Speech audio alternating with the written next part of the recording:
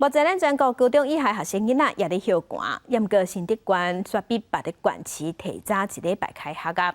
因为伫新德县准备是4月份的时，因要举办全国中等学校的运动会。啊，若配合活动，有一寡学校是正做比赛的场地，所以提早开学。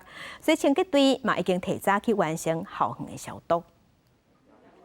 老师伫台顶专心上课，学生的精神看起来够淡薄仔爱困神。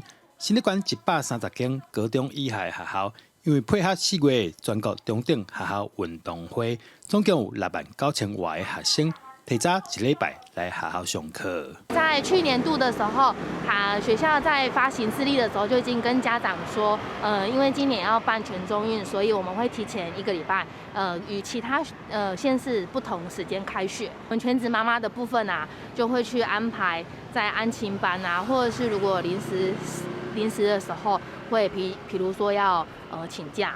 新德县教育局目前开学进前，要求学校完成校园内的防疫工作，除了教室环境要完成消毒，公共空间、楼梯、便所也需要特别加强。那在开学的准备工作当中呢，我想以防疫为优先，并且将所有学校所有的等等的相关措施都做好了万全的准备。提早开学，能够让学校更多的能够协助到学生在学习上面提早能够按照学校的作息来做运行。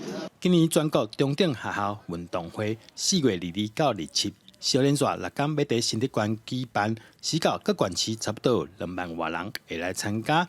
县府讲会加强防疫，让选手会当安心比赛。记者张君和新德报道。